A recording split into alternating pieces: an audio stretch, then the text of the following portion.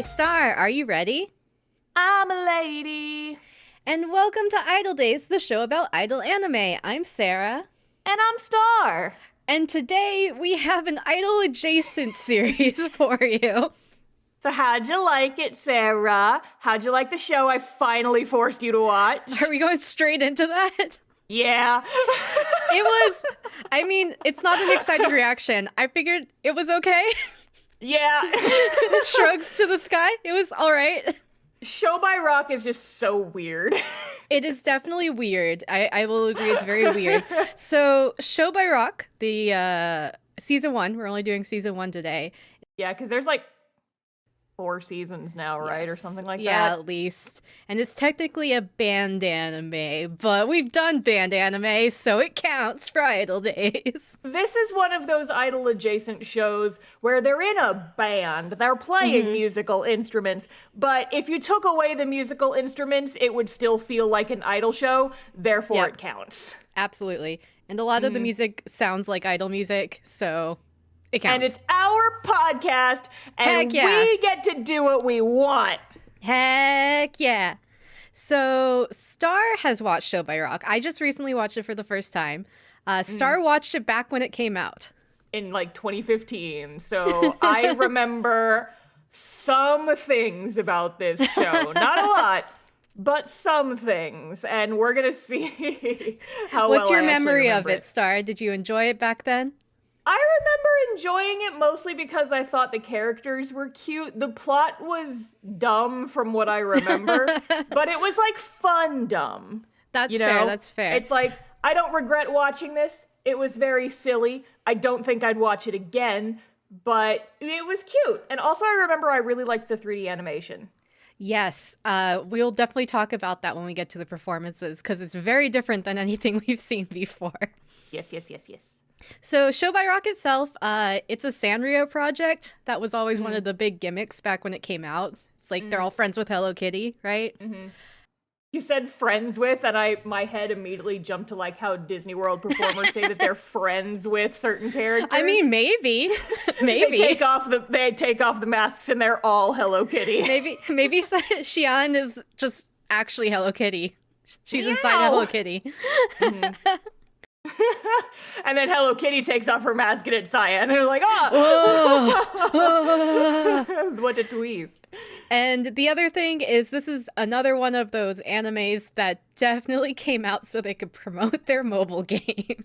Oh, yeah. Like, the mobile game is canon within the show. That's like the plot. The plot is the mobile game. And like a lot of shows based on mobile games, looking at you on Stars, there's just a lot of focusing on characters that don't matter. Yup.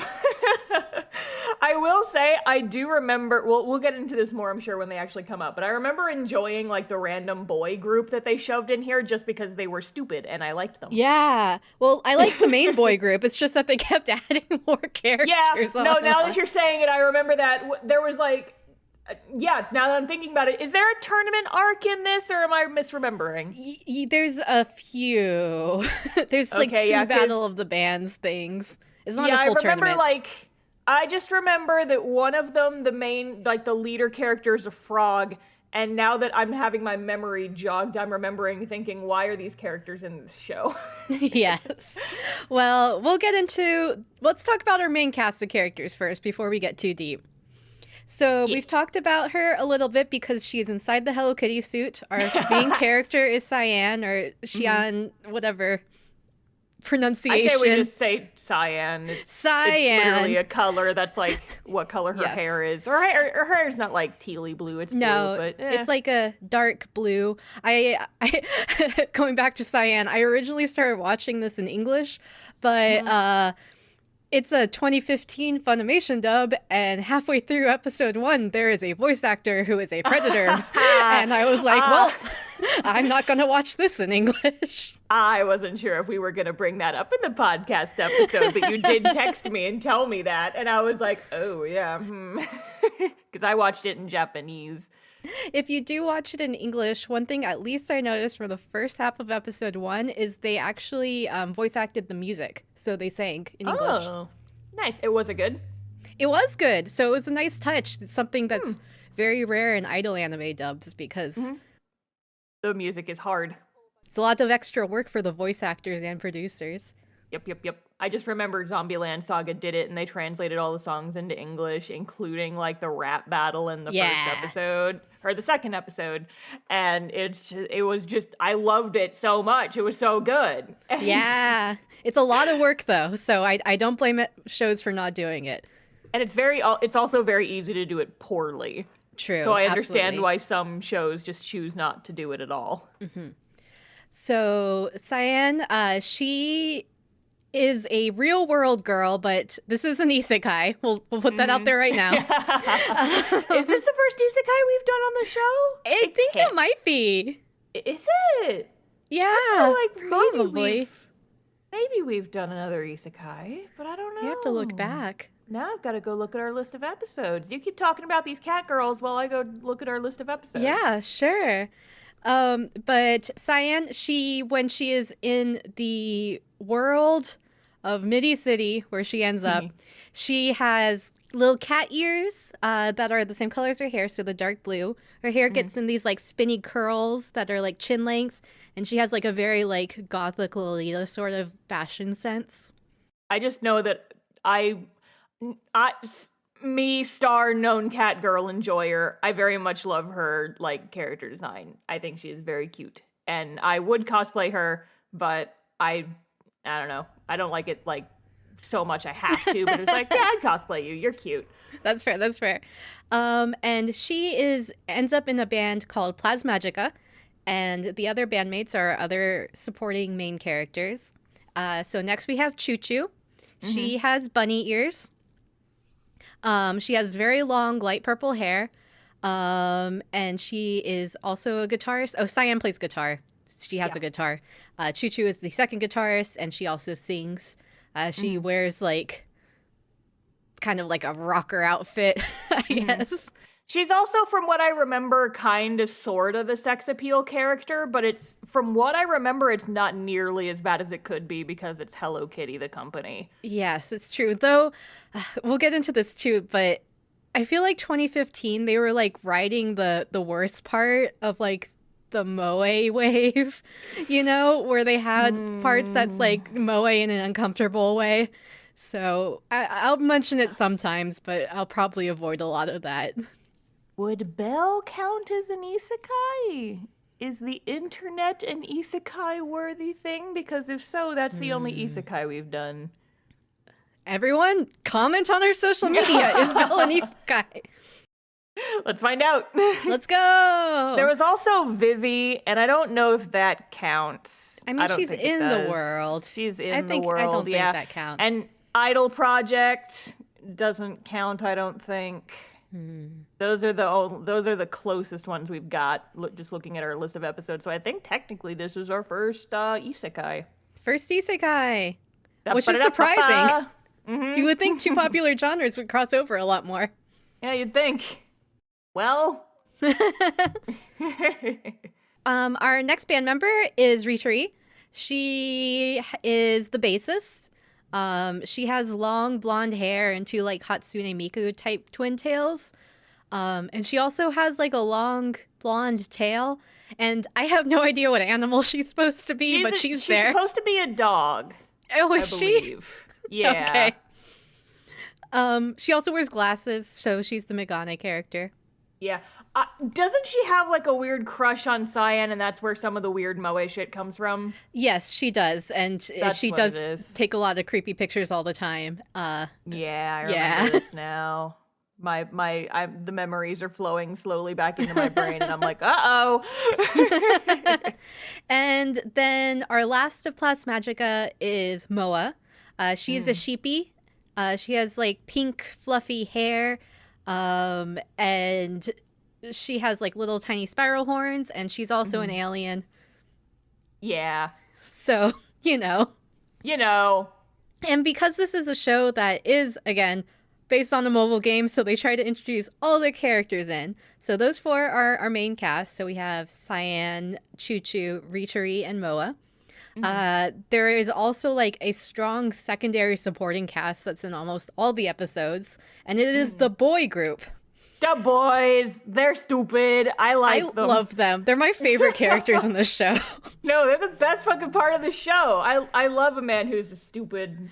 They're all a little stupid. They're so Shingon Crimsons, but it's Crimsons with a Z at the end. Z Crimsons. And they're a visual K band, of course. There's 4 of them. We have our leader, Rom. He's like a cheetah guy. He's all of them like have their abs full on out. Like like none of the boys are wearing real shirts. So he's like a cheetah guy. He's the leader. There's a running gimmick that he has a full-time job, so the others admire him for it. Then we have Crow. He's like, they're all chuny also, but Crow's probably one of the more flamboyantly chuny, I guess. He kind of turns into Shadow the Hedgehog when he does his performances visually. And then we have Ion. He has long blonde hair. He also like he is like the weird, mysterious, saying strange phrases chuny, but not like I'm the top of the world chuny, you know? Like they're all different brands of chuny. Yeah. So those are our main characters. We have Plasmagica, and then we have the supporting cast of the boys who are always around, Shingon Crimsons. And then there are 3 other bands that do come up a decent amount, and I will briefly mention them very quickly because there's so many characters. The first is Trichronica.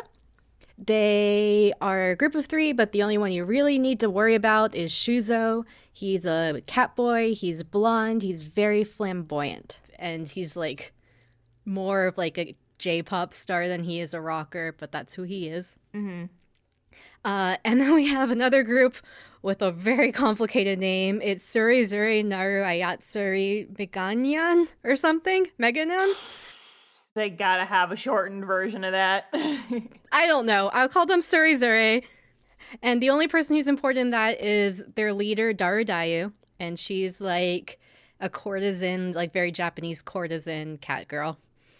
And then we have our rival group, and they're called Critty Krista. They're just like 4 small moe girls, and they're our rivals. And they'll come up soon. Gotta introduce them all at the front, just like the anime does. just like the anime does. And also because there's so many characters, when I mention them, just don't worry about it. They'll show up. They'll be fine. Our important 4 are Plasmagica, which are Cyan, our main character, Choo-Choo the bunny girl, Ritori I guess she's a dog girl. I think she's supposed to be like a golden retriever. Golden retriever. That makes sense with the color. With like the flopped over ears and the long tail. Oh, I see. And then we have Moa, who's our sheepy. And then we have Shingon Crimsons. They're mostly comedic relief, but we have Rom, who's our leader. We have Crow, who is very loud and kind of a gag character. We have Ion, who is like dark and mysterious. And then we have another dude. Don't worry about his name. Okay? Those are important ones. Don't worry about it. Sorry if he's your favorite, but there's too many characters. Listen, sometimes we have to just let the boys go. We love them, but sometimes this is an audio medium and we have approximately 2 hours to talk about an entire anime. We're sorry if we leave your boy on the cutting room floor. He'll have fun down there with all the other idols we never talk about, even despite them being in the show. If the show really loved him, then he would have been more important, but he's not. So we're gonna just let him hang out. Yes. You're lucky that he's being mentioned at all. Because I remember in On Stars, there were so many characters that so many boys did not even mention at all. There were too many in On Stars. Too many boys. Too many boys.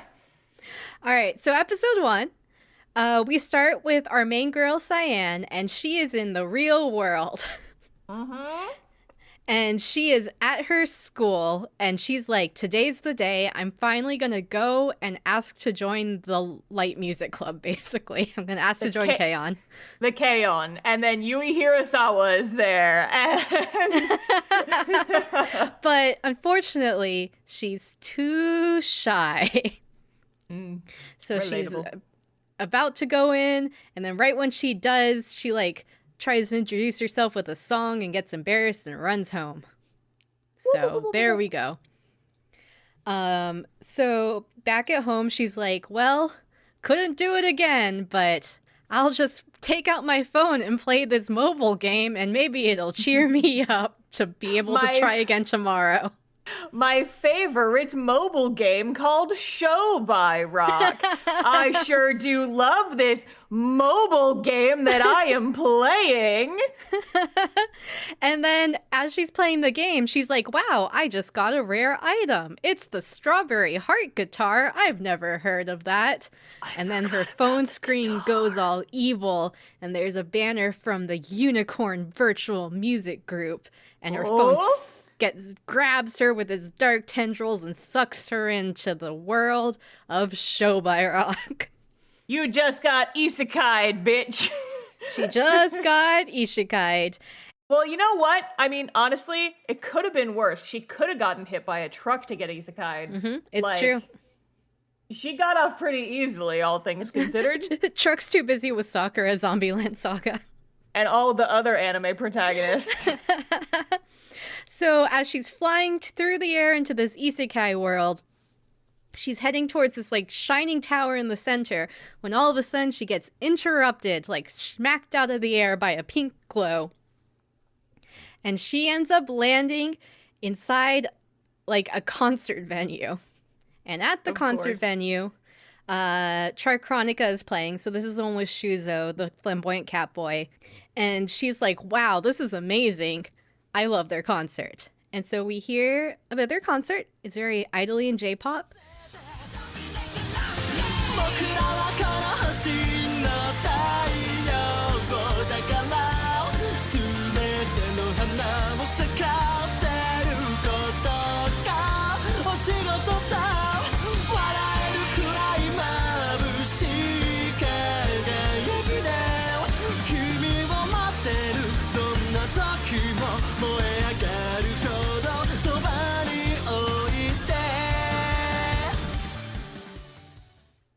Star, why don't we talk about the 3D in this show now?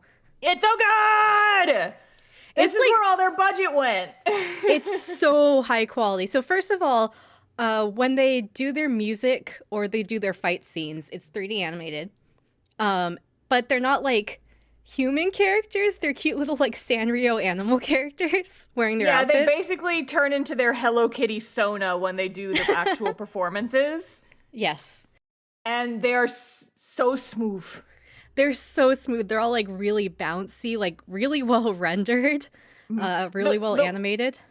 The one weird thing that they do not have mouths. Nope, because they're Hello Kitty-ish. So like there's definitely a part where like they're like, we're gonna show our audience our smile at some point later on, and it's like, how? How? Well, explain to me with English words how you will be doing that. How do you sing? How? I have no mouth, yet I must sing.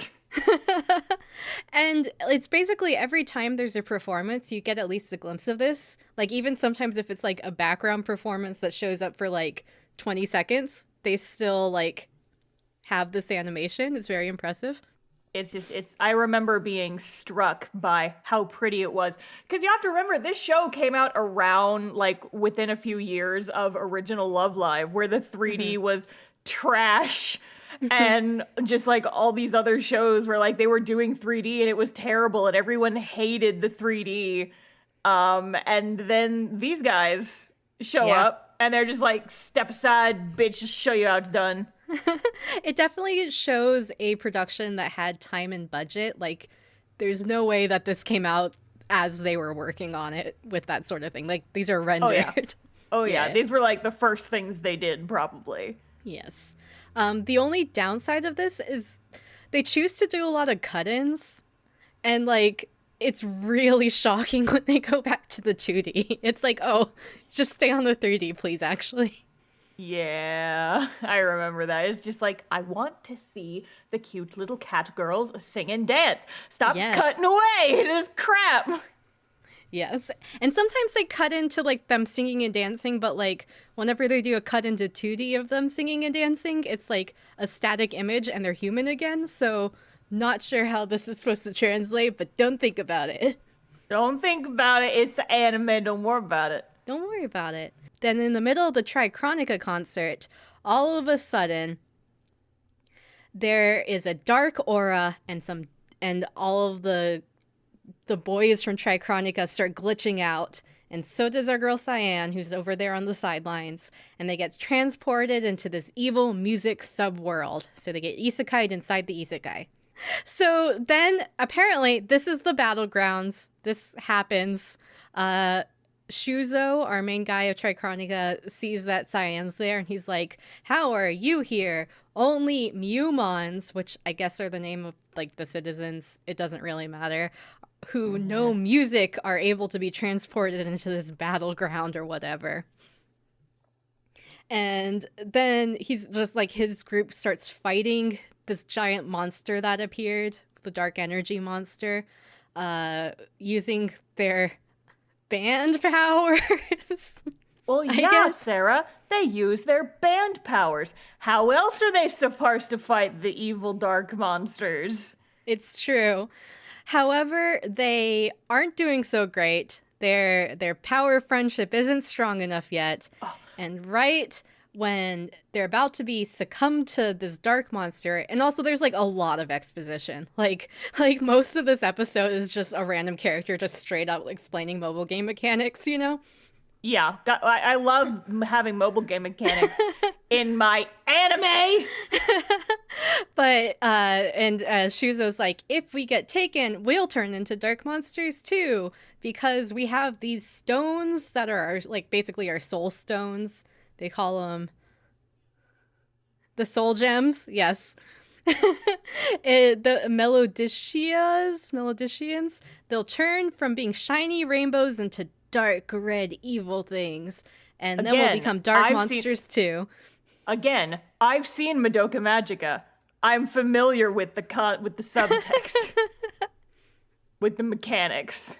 And right before our new iDOL boys are about to be eaten by the dark monster, Cyan starts glowing, and all of a sudden, a guitar appears in her hands, and it is the Strawberry Heart guitar from the mobile game. I completely forgot about the guitar. Who is the best character in the anime? I buried the lead there. We have one new character. It is the guitar. And he talks to Cyan, and he's basically like, you can do it. If you play your music, it will resonate with the boys' melody stones, and it'll stop them from being taken over, and you can defeat the monsters that way. And so then she plays a sick guitar riff, and she wins. So good job to her. Hooray! Hooray! And then she reappears, not in her world, but like in the Midi City world. So she's not in the dark monster combat zone anymore. And she's like looking on, and she's like, well, that was wild. Okay. Shrug. And then she gets approached by an egg. And this egg is the president. Eggman. There's an Eggman. It's Eggman. It's Eggman. And where are the Chaos Emeralds, Eggman? Chaos Emeralds are apparently in the heart of the musicians. Oh. So he is the president of a music label, and he's like, he has a girl band group, and they were looking for a new member, and he's like, hey, can I scout you? And she's like, I don't know. But then the girls show up and they're like, come with us and we'll tell you more about our band, right? And those are the Plasmagica girls. So we see Choo Choo, Ridori, and Moa. Mm-hmm. So they go to the office for the label. It's like BRR. I think it's like Breaking Rock Records or something. I don't remember exactly. But it's like a rundown building, and like they have like a cafe on the downstairs to keep them afloat, so you could tell they're not doing that great. Mm-hmm. But Cyan's also like, you know, she just got isekai'd into a new world. She's like, who am I? What am I doing? Are these people dangerous or whatever? But join our band. Join our band. But that's exactly what happens. Basically, Readery, our golden retriever ponytail girl, is like, hey, we really want you to join us. I think you'd be great. And then Cyan's just like super excited because she's like, I finally get to join a band. This is the best thing ever. Too shy to join your school's band? Simply Get get isekai'd. isekai'd and join a different band. There's even a point where she's like, should I worry about the fact I'm in a different world? And she's like, nah, it's fine. It's cool. This happens in anime all the time. Maybe too much. And then we cut away and we see our bad guy. So he's the face that showed up on the screen when she got isekai'd. And it's like this dark blob. It looks kind of like the Alienware logo. So he's like dark, gray, glowing eyes. And he is in his evil headquarters, which is the big shining building Cyan was originally like heading towards when she got isekai'd. And he is talking to another mysterious figure over like a Zoom, basically. And he's like, Sarah, this was 2015. They didn't have Zoom. Skype, over Skype. Skype. And he's like, boom, boom, boom, boom, boom, boom. And then he's talking to this other mysterious figure, and the mysterious figure is all shadowed, but he's definitely like another weirdly shaped man. Like not human shaped, right? And he's like, hey, King, who's this weirdly shaped man. He's like, have you finished the song yet? And King's like, I'm never gonna finish the song. I can't let you win. And then Dagger's like, the bad guy's name is Dagger. And he's like, well, I'll never let you escape unless you find a player for the song you're writing or whatever. So bad guy trying to make people play songs for evil purposes. Evil music. Also, like, it's very obvious from the first episode that the guy he's talking to, King, has the same voice actor as the guitar, so that'll come up later. They didn't really hide it very well. No. I mean, listen, in cases like that where you know that, like, they could have hit it better. It's true. They weren't trying to hide shit. No, not at all. It's very goofy anime. Yeah. Goofy. And then at the very end of the episode, the girls are about to go practice, but then Shingon Crimsons show up, and you're like, oh, boys. Exciting to see who you are, new boys. New boys. Isn't it like Crow who says something like, oh, I wonder if they'll be worthy of being my rival or something like that? Basically, yeah. And then you get to the next episode and they're just all stupid. They're just all stupid. But before that, we get the ending.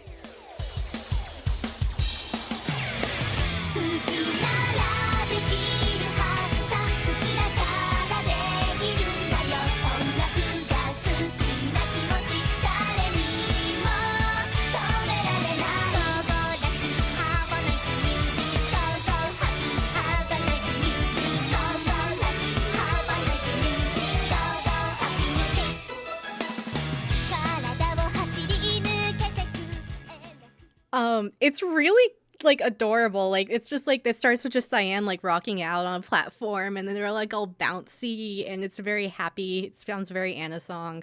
It's cute, and it is again 3D animated and beautiful. So yes. All right, so next episode, we pick up where we left off, which is Crow coming in being like, "Are you my rival?" Right, and then they sing their introductions. They're like, I am Crow, I'm the darkness. Like, basically, very Visual K edgy.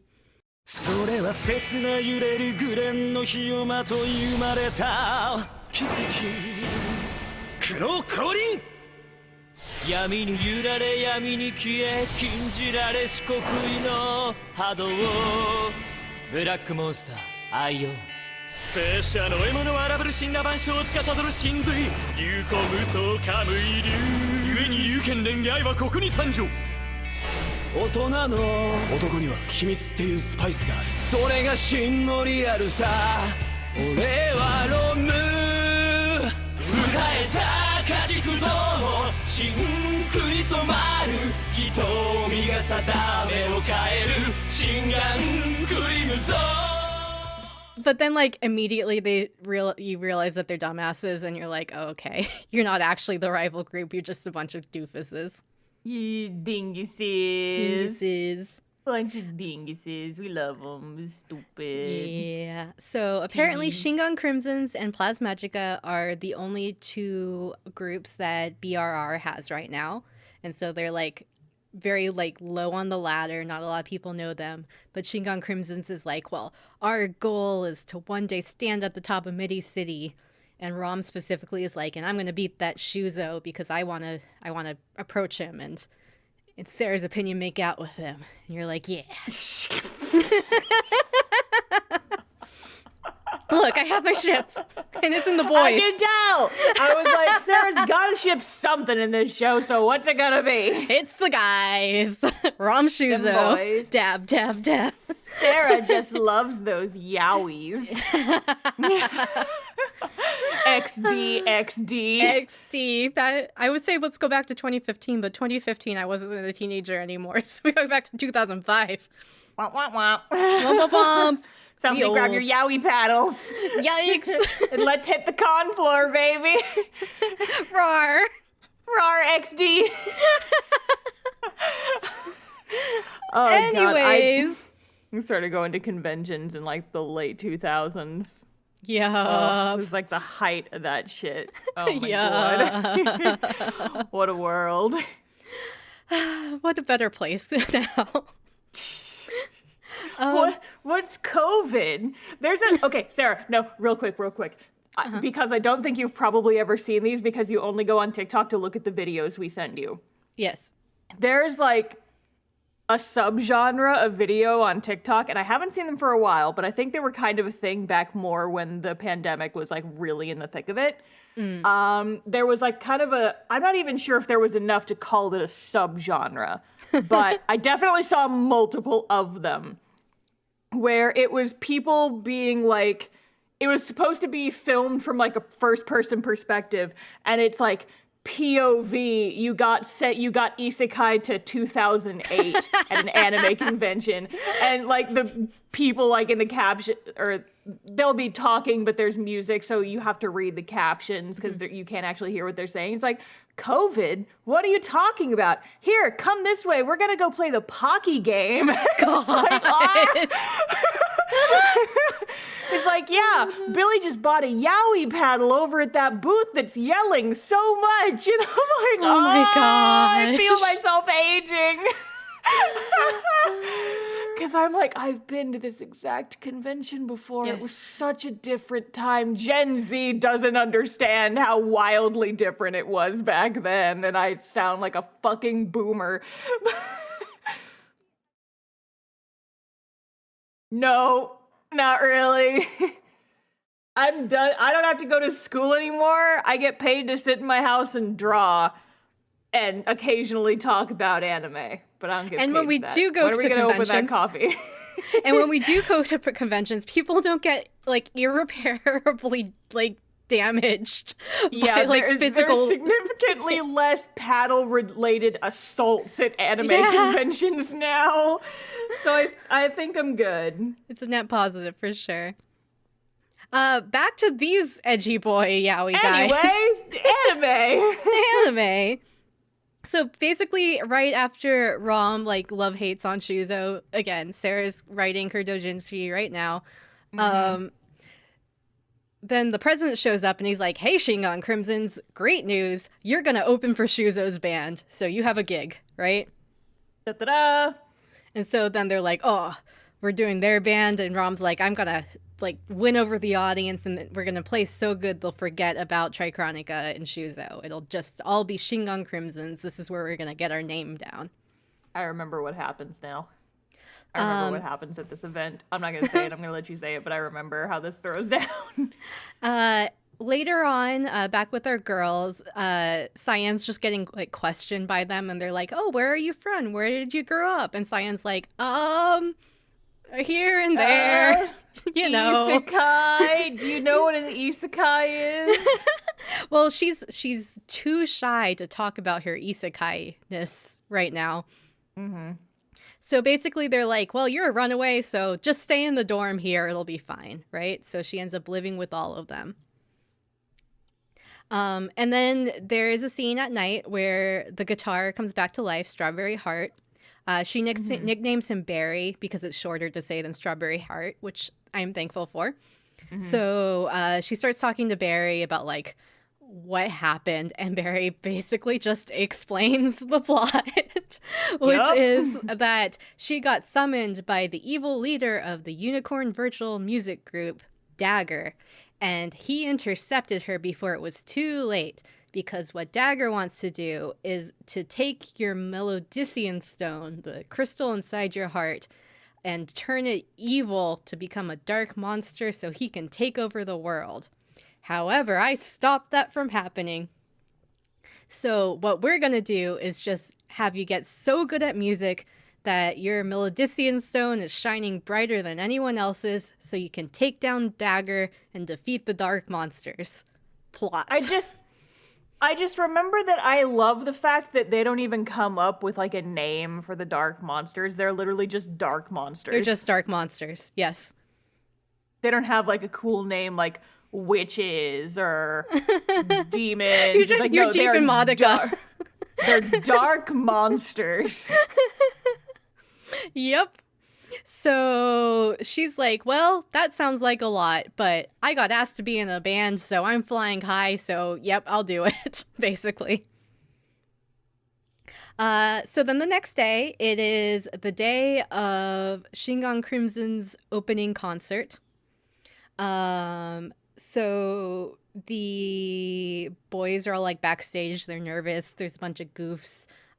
Crow, noticeably, he mentions, just throwing aside because it's a hint for later, that he wants to be at the top of Midi City because he wants to be able to play with his icon one day, Grateful King, the best guitarist in the world, right? So Grateful King is a name that will come back later. But our boys go on stage and they perform.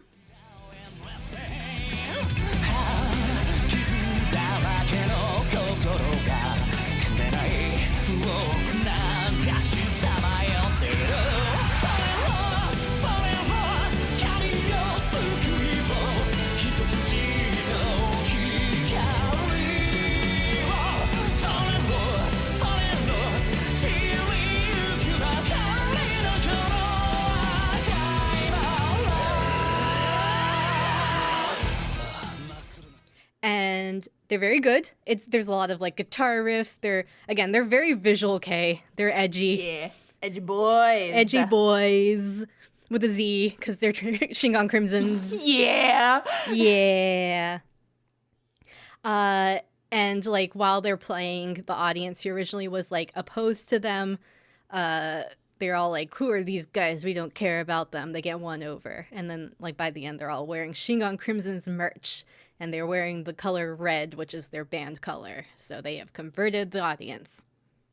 But at the end, Trichronica goes on. You don't really see their performance. It's like shown on like a TV screen on the back. But while that's happening, there is like a random another girl. And she has like pink hair. And she's angry. And she's like... That's Cyan, because she's watching Cyan watch the show. She's like, we're coming for you next, basically. Oh. All right, next episode. So this episode is where the first time we get the OP proper. Technically, the OP was in episode 1, but they do a fake out where in episode 1 they animate it like it's like a normal slice of life school anime, but then they redo it for this one where she's in Midi City, and you're like, oh, this is the real OP.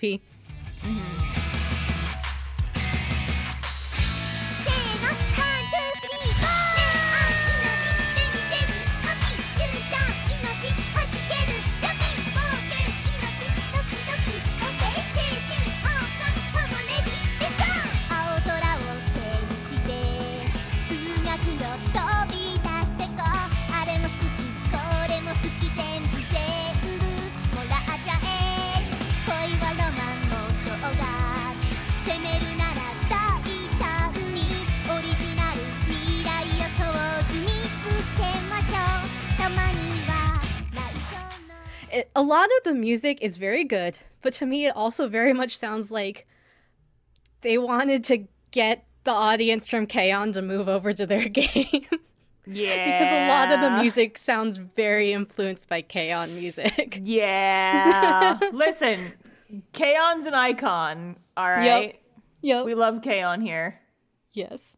But it's very happy, like, again, more Anna song than rock, so light rock. After the OP, we see our manager, the Egg, and he's like, hey girls, good news. Shingon Crimson's thing just went great, and you girls have a gig now. You have been invited to perform in a battle of the bands with a group called Chris Christia. Ooh. And Chris, I always pronounce, I don't know, I wrote their name down different every time. I think it's Critty Christia? I think it's Critty Krista. Critty Krista. They call themselves Cree, so I'll just call them Cree. Oh my god, girl, you're so Cree. So apparently this group are 4 girls, and they all go to this prestigious music school in Midi City. The leader is the pink-haired, angry girl we saw at the end of last episode. This band also has the frog that Star mentioned. The frog especially freaks me out because so far all the other girls, to show their, like, animal features, they have, like, little ears, so, like, more like Neko Mimi. But the frog girl has, like, frog eyes on the side of her head. Yeah, she do. Yeah. Also, something that I need to mention here, it's a thing that bothers me in the same way flesh fangs bother me, which is they all have 4 ears, except for the characters who don't have ears. Hate that they have the double ears! They're cowards! Put one of those away! They're cowards! It's like literally every time. If you're gonna give your character, if you're gonna give your cat girl cat ears, take away the human ears! Yeah. God damn you! And because they don't follow their own rules, like, they don't, like, you know, again, the frog girl has eyes on her head, and the eyes blink and shit. So it's like, does it mean that the frog girl can't hear as well as the other people because she has less ears? She has fewer ears. And then, like, what about Readery, who's supposed to be a golden retriever, but her ears are definitely ponytails. They don't look like ears at all. I had no idea they were supposed to be ears. Ooh, what is this? I don't understand, basically. Cowards. Cowards. This annoys me with Ruby. This annoys me with, like, literally every show that does this shit. And it just proves that Tokyo Mew Mew is the superior cat girl show, dropping the microphone. Have I watched the remaster? Not yet. Or the reboot? Not yet, but I'm gonna. I hope they do the right thing with the ears then. No, they always have. Oh, phew. Ichigo has cat ears, and that's it. Good. When I'm pretty sure that when she's untransformed and her cat ears pop out, her regular ears just disappear inside her head. I remember there was like it was like not a very popular seasonal slice of life anime, but I really liked it. It came out a few years ago called A Centaur's Life, and all of the characters are like mythical creatures. And like they like went like hard on it. Like the people with the weird ears, like the cat ears on the top of their head, they like had different size phones for them from people with the ears on the side. It was like, this is what you do. You world build around it. It's good. But not here. Okay, so I went to go check and confirm. In the original anime, at least, when Ichigo is untransformed and her cat ears pop out, her human ears are still there. But when she's a magical girl, she does not have the human ears, because that's dumb. It's Get dumb. them out of here. Gotta commit. But back with Show by Rock. Back with Show by Rock. Basically, the Cree girls and their double ears / frog eyes, they're basically like, yeah, Battle of the Bands coming up. Plasmagica, Plasdetica, basically. Like, we're gonna take them down. We're so good. But, like, they're also, like, kind of in the Gatmoe thing where they're, like, when they talk to people, they're like, ooh, ooh, we're so cute. But then when they talk about taking down Plasmagica, they're like, we're gonna crush them, you know? They also have, like, weirdly sexy outfits despite supposed to be children. So it's like, okay. Okay, that's fine. Okay. But they also, apparently, the other thing that's important is they are signed with Unicorn Virtual Music, the agency that Dagger is the president of, the bad guy. So you're like, oh, angry. Angie. So then we go back to our Plasmagica girls. They're like, wow, we have like our first chance to like perform together as a group. How exciting. And so they practice a lot. There's definitely a point where like they are together and they're jamming out and they're like, yeah, that's pretty good. I think we got this. But Cyan's just like spacing out and you can tell she's thinking about something. And you're like, oh, Cyan, what's going on? But then she's too shy to say what's on her mind. So, okay. Oh.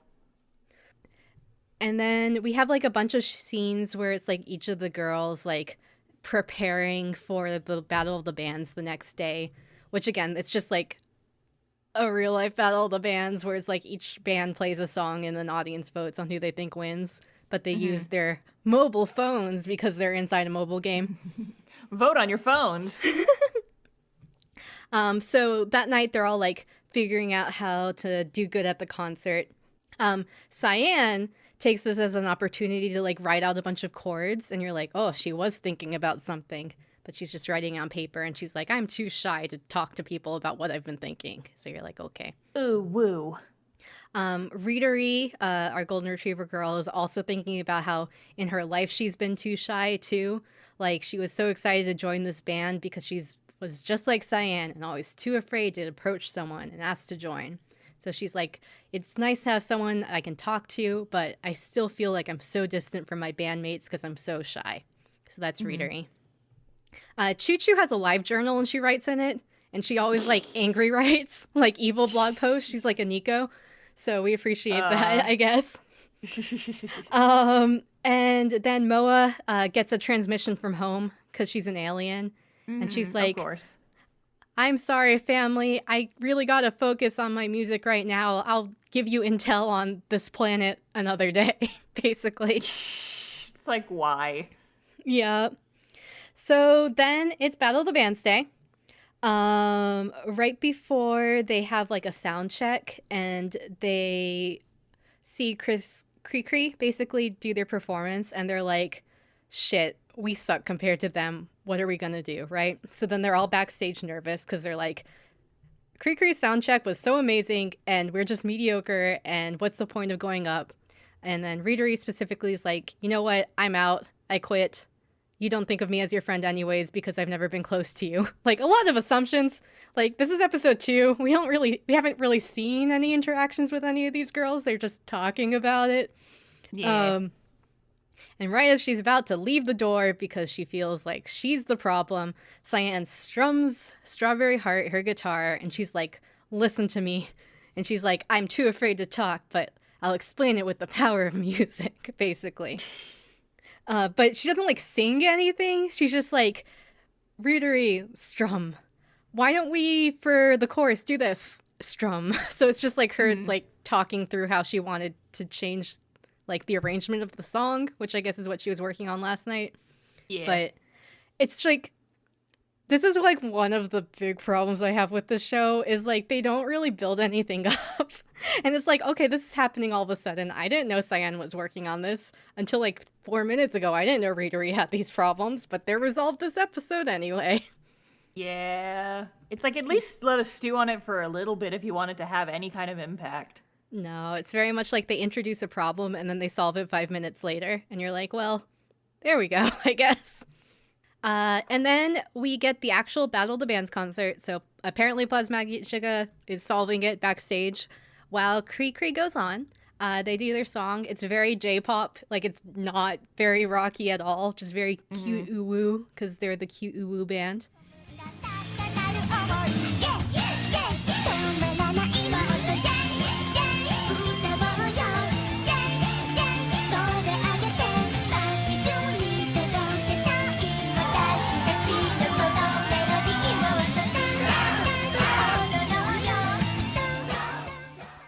Again, beautiful 3D animation. Great job. And then Plasmagica goes on. They play, but you don't really see them play. You just kind of get voiceover about like what Cyan was thinking in her head, I guess, the whole episode, which is like how she's happy she can get through to people because even though she's shy, the language of music and her collaborating with their bandmates made them get closer and they're okay. And then it's time for the audience vote. And like while they're on stage, like Plasmagica girls are like, hey, Cyan, like specifically Choo Choo and Moa, they're like, Cyan, why didn't you tell us about like changing the arrangement before? Like you did a good job. We wouldn't have like critiqued you for it. And Cyan's like too nervous to respond. But then Readery's like, I get it. I'm shy just like you. We're cool. Mm-hmm. We get the results. Cree Cree wins. So our Plasmagica girls did not get first place, but they were a lesser known band anyways. So instead of letting that take them down, they're like, this is just an opportunity for us to work harder. And then they're also like, and hey, even though we didn't win, we proved that we can communicate through our words and we'll just make that a goal for our future music. Or communicate without words through our music. And you're like, okay, cute moral. Then like, there's like a running bit, and I feel like I have to mention it because it happens in like every episode, but it has no purpose in the plot. Okay. Which is there's like these 4 like animal, like chibi animal characters, and they're in just like a normal school, and they just like talk about how much they want to go to Midi City, and then there's like 5 minutes of them talking about how they want to go to Midi City, and then it like, that's it. And it happens like almost every episode. I do not remember this at all. Because it has no purpose. Like, they wait... Again, like, there's a lot of stuff that happens really fast. They don't let us have time to stew in the emotions the characters have. And then they have this shit. And you're like, what is going on? And, like, they put jokes and, like, gags in it. So I'm assuming it's like oh, here's a funny thing for you all to enjoy. But it's also, like, pointless. Interesting. Yeah. And I guess at this point, too, like, sorry, I'm gonna rant about Show by Rock. I didn't hate go for it. I just figured it was okay. It's just, like, I couldn't really tell exactly who this was, like, aiming for as an audience, right? Because, like, the girls are, like, teenagers, right? But, like, a lot of the stuff is like too cutesy for a teenager, you know? Like very like, oh, look at this cute Hello Kitty thing. Or like again, just like this weird drama that doesn't really feel real. And then like the other stuff feels too adult. Like it's like we have Readery taking like upskirt photos or like them wearing bunny suits or like their boobs hanging out. And you're like, are they trying like, is it they're just trying to get people who are going on the moe craze? But if they're trying to do that, then like our main character girls aren't like that most of the time. So it's like, it feels like they maybe were targeting like the 2007 anime convention audience, but it came out in 2015. So I'm like, when I watch the show, I'm like, it feels to me like a 2000s show, but not a 20-teens, I guess. Interesting. Yeah, I don't quite understand. I guess I'm also a type of person. We heard from Broccoli Show. What is it? Fruit Tart. Yeah, Fruit Tart Show. Like, I'm not a huge fan of the moe that also gets sexy because that just feels kind of like not great. And so maybe it's just my take on it, but it was very much like, it didn't feel like they picked a genre. It felt like they were trying to pick a lot of genres without focusing on a single audience. Yeah, and I mean, casting a wide net is a good way to make sure that it just, I feel like casting a wide net always weakens your show. Yeah. That's what it felt like too, is it felt like they were trying to get all sorts of audiences, but it made it so that, especially later on, it's like, well, like, what's this little shot about these like middle schoolers wanting to go to the city about, you know? Mm-hmm. Which again are full on animals. Like they're not even like anthropomorphized like furry type. They're just like chibi. I don't know. It was weird, but they show up a lot. Like I said, I don't remember that at all. So like obviously it wasn't very memorable. Like no. I'm literally racking my brain trying to think what this was, and I legitimately cannot. Yeah, I mean, I'm guessing they're a hook for the next season, but it still felt unnecessary, and it felt like, you know, the time spent there could have been spent somewhere else, but alas. All right, episode 4. So we'll move Episode on 4. away from Sarah's rant. So the girls are practicing. Again, they're not let down by losing. They're like, we're just going to get better because even though we lost, we learned how to get closer as a band, which is a good thing. Mm-hmm. Our friendship levels are evolving. Yes. And then Readery's like, hey, I have a fun thing for us to do as a band. Let's go to this concert. And she has tickets for the group with the very complicated name, which I'll just call Surizure. And so they're like, heck yeah, this is like one of the most popular groups ever. We're going to get so inspired by them. Choo Choo specifically notices that Cyan is like, they're who? And Choo Choo's like, how do you not know them? They're like top of the charts. And she's like, I don't know. So Choo Choo's starting to get suspicious. Oh, sus. Among Us noise. Among Us. So then we see our first glimpse of Surizure. Again, only character who really matters is their leader. Her name is Darudayu. She's another cat girl. She looks like a courtesan. She sits on a daruma that floats. So she has very strong mobile game energy, I guess. The vibes. They're off the charts. And they are very Japanese, very like Kyoto Japanese. They talk about how their goal as musicians is to spread the music of the Far East to Midi City. And so you're like, okay. And so when they play, they do their song.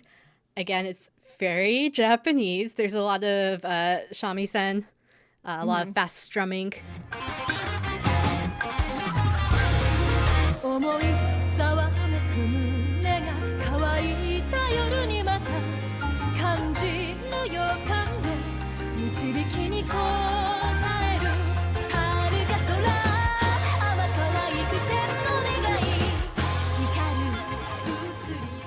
And specifically Plasmagica's like, wow, that was amazing. I'm so inspired. I'm so happy, right? Mm-hmm. So after the concert, Plasmagica's like, let's go to a cafe. I'm so hungry. We could talk shop there. And when they get to the cafe, who else is there but the Surizure girls? And they're like, oh shit. And Readery and Moa go up and they're like, hey, can we have your autograph? We're huge fans, right? But Darudayu ends up speaking to them more like peers and then talks about like, she's like to Moa, she's like, I could tell you're a far traveler too. What you got to do is like really speak to your roots and bring out your roots in your music. And so like that gets the girls thinking like how they can be cool and original like Surizure. So the idea is all the girls are like, your group is so different and so original with your Far East music. We need to be original too. So then they go back to their cafe and they have like the bar underneath the record label place. Yeah. And then that's where we get the bit with Readery putting them all in these sexy outfits, like uncomfortably sexy outfits, being like, this is going to get the audience's attention. And it spends a little bit too long on there. And you're like, they're middle schoolers. I hate this. Yeah. I hate this. Just grit your teeth and go, it's anime. It's anime. It's, yeah, there's moe I like.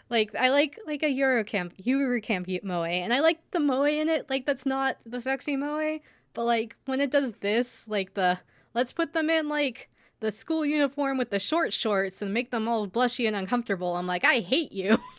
I hate this. I hate this. Remove. It's like delete. Sarah aims gun at computer. Delete.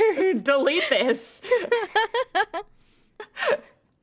But in the middle of all this, there's a gag where like the Shingon Crimson's guys are like the three that aren't the leader Rom are like trying to like avoid looking at them because it's gross. But then when Rom comes in, he's just basically like, what the hell are you girls doing? You know that being gimmicky and wearing outfits doesn't make your music good. And like, take that shit off. Delete this. Delete this, basically. He holds up a gun. Delete this. And so then he like catches himself like saying like harsh words, I guess, to the girls. He doesn't even say anything that bad, but he's like, oh shit, I messed up. I'm gonna go run out and be sulky, I guess. They're 12 and they're sensitive. But when he goes out, he runs into Shuzo in an alleyway. And Shuzo's like, hey, are you gonna stand just like as like tall as me on top of Midi City, or are you just gonna be a weakling? And then Rom's like, I'm gonna defeat you. And Rom's like, why are you in this random alley very close to our house? Yeah, basically. He's just there. And then they make out, or at least they do in my fan fiction. And Sarah. and apparently you find out that Rom and Shuzo used to be in a band together. This feels like the quirky five from Ensemble Stars forgot their name. Like, it's mentioned, it's not brought up again, really. They just have a rivalry and they're in love. But here we are. And that's like the general noise I will make whenever anyone brings up On Stars to me. I'm just like, but it existed. basically, the idea is Shingon Crimsons are more motivated than ever after their little stint on stage because they have these personal rivalries with Tricronica. So those guys are getting ready to fight hard too. Like at the very end, we see a scene of Moa, and she's just thinking about meeting Darudayu and Surizure, and about how their whole goal was to like bring the music from their homeland to Midi City. And Moa's like, yeah, I miss my home too. I came from far away, but I'm not going back yet because I'm so happy to be in a band. But you can tell that Moa's thinking about the fact she's an alien, which comes up a little bit. All right, next episode, episode 5. We start with Surizure getting attacked by dark monsters, and then it cuts to the OP without explanation, so that's fun. Okay. And then the president, our Eggman, comes up to Shingon Crimsons and Plasmagica, because we had a scene change, and he's like, hey, both you groups have been invited to a joint concert called the Future Indies Concert, where you're all going to perform, and you're going to show off, and this is your next big step, having a solo performance, right? Then you get more information that Surizure was attacked. Darudayu, our main cat girl, the only one who really matters, is injured, but she's okay. But it seems like she was the target of the attack. So everyone's like, why were they targeting Darudayu specifically?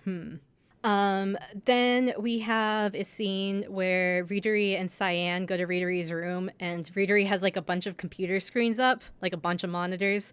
And apparently she's a lead internet hacker, which, sure. And she's talking to Cyan, and she's like, yeah, let's do some research on these dark monsters. I have like footage of like all of the concert venues around, and we could see if there's anything going on.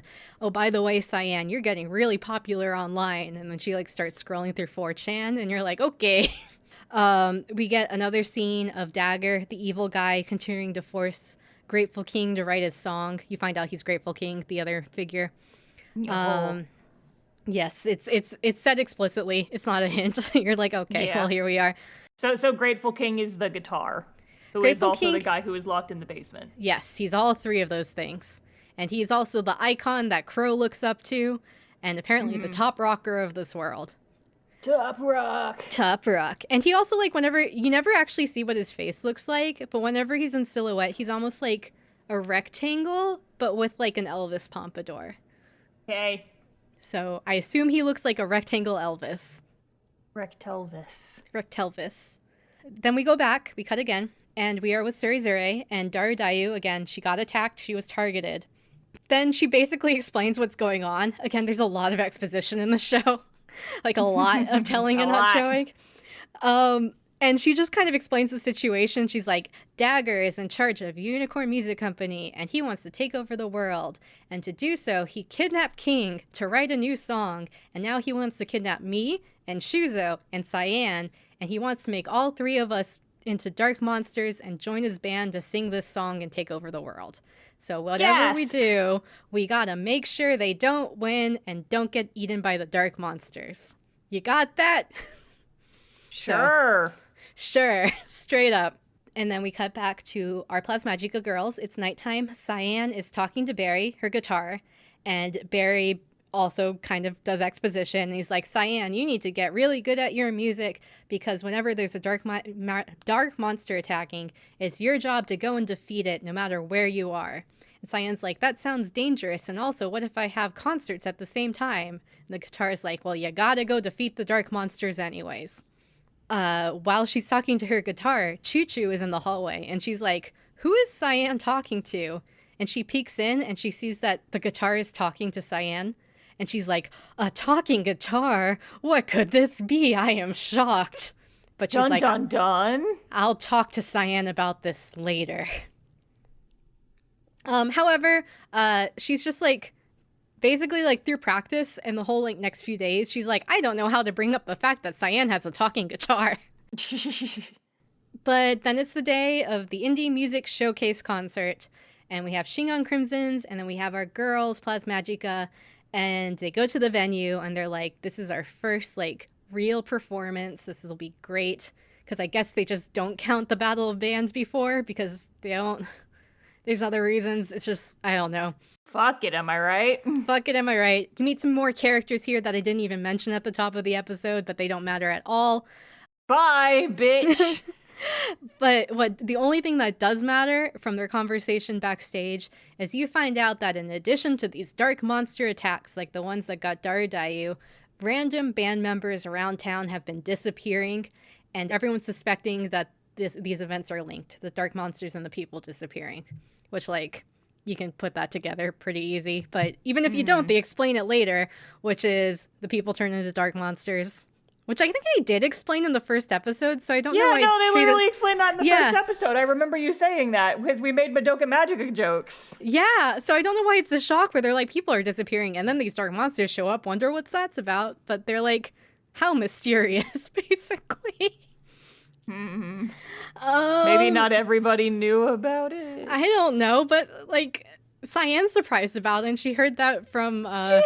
She was definitely there during all the exposition at the front. What? I don't know. They, like, restate the plot multiple times, so I guess maybe they were thinking people might be watching it, like, episodically. I don't know. But it doesn't make sense as an episodic I don't know. I have no explanation. Anyways, they're about to go on stage when all of a sudden a news broadcast comes on the green room television that there is a dark monster attack. And then Cyan's like, oh shit, I'm supposed to go on stage, but my guitar told me I need to go fight dark monsters whenever they appear. What do I do? And then her guitar's like, Cyan, you gotta go. And she's like, well, okay. And so she runs out. And basically, like, Choo Choo and the others are like, Cyan, where are you going? We gotta go on stage for, like, our first real concert together. And Cyan's like, I'm so sorry. I have to go. Right? I gotta go Clark Kent somewhere else. So she runs through the street, like, just on her feet running towards where this dark monster attack is. And then by the time she gets there, there's nothing going on. And she's like, aw, heck, I missed the dark monster attack, basically. But then she runs back. She's like, I gotta make it back to my friends just in case the dark monsters went to their concert instead. But when she gets back, the concert's already over, and Plasmagica didn't get a chance to perform at all. Dun dun. And all the other girls are there, and they're, like, obviously upset because she ran away right before they were about to perform, right? Mm-hmm. And Shingon Crimson guys are there, too, because they actually are, like, in the show a lot. Again, despite the fact that one of them doesn't matter. They're in the show a lot. We are also here. And they're like, hey, could you explain why you ran away? And then Cyan says, well, I've been isekai'd, so... So basically she goes through the whole thing like, I was summoned to this world to defeat the dark monsters with my guitar, who I called Strawberry Heart, who talks to me. And once I defeat the dark monsters, I'll have to go back home. But I really like being with you, even though I'm not from this world, basically. Mm-hmm. And all the characters, Shingon Crimsons and Plasmagica, are, like, completely, like, shocked. And they're like, no, this can't be true. Why were you hiding this from us? And then Readery specifically gets really upset, like, thinking about how, like, she's gonna have to go back home someday and she'll be alone again because Cyan's the only one who made her have friends, I guess. They don't really explain it. So everyone's upset. Episode 6. It's the beach episode! The beach episode, baby! Who needs feelings when you can go to the beach? Yeah, so, like, they start with, like, a cut-in, I assume, like, of what happened later, and is all of them having fun at the beach, and I'm like, did I miss an episode? But they just started it that way, because they wanted to show the girls in swimsuits, I guess. I hate this kind of moe. I'm so sorry, everyone. I don't like it when things get uncomfortably sexy. No, I mean, you're perfectly valid. I am the same. It's like, can we not? Can we not? Especially with, like, children. Ugh, anyways, then after the OP, because we started with them jumping around and going like ooh ooh in the beach, we get the OP, and then we go back to where we left off last episode. So that's a big jump in mood. So it's all of them confronting Cyan in the street and her explaining everything. And she's like, well, that's most of it, but let me have my guitar explain the rest. And then the guitar goes through the whole spiel about, like, Dagger summoned Cyan into the world and he intercepted them, blah, blah, blah, blah, blah. We already knew this, right? And then the president shows up, the egg guy, and his assistant. Egg. I don't think I mentioned his assistant. She's, like, an adult woman who I assume is a mongoose who has her boobs out all the time and also an eye patch, and she's great. I think her name's, like, Angelica. It doesn't really matter. Out. She's titties out mongoose lady, and she's great. And basically the president's like, yep, I knew that all along, and that's why I scouted you, Cyan, so you wouldn't fall into the hands of Dagger. It's like, okay, sure. Okay. And he's like, and I can tell that you all are struggling to cope with the situation, but I have an idea. I'm going to send you all on a training camp to get closer as a band, because I have another gig for you. You all are going to be in the Grateful Rock concert in a few weeks, which is the biggest rock concert that Midi City has, apparently. And I got you all in. Dun-dun. So then we see the training camps. Shingon Crimson's, they take up like half the episode. Their whole training camp is just a gag, so I won't talk about it. They go to the mountains, they get lost, they meet with the locals. They survive, basically, right? And then the girls have their drama trip to the beach. So they're all like really awkward with each other despite being at the beach. They're like not sure how to talk to each other. And they're also like, well, this is uncomfortable. Cyan goes to talk to Readery specifically, and she's like, hey, Readery, I am sorry. I didn't tell you. I didn't know how to bring it up. It's not my intention to just leave this band because, like, I came to really love you and it was always my dream to be in a band together. And I'm not just gonna, like, take out these Doc Monsters and not care about you. You guys matter to me, plus Magica matters to me. But Readery's like, I can't listen to you right now, basically, right? I'm still mad at you. Still mad. Ooh.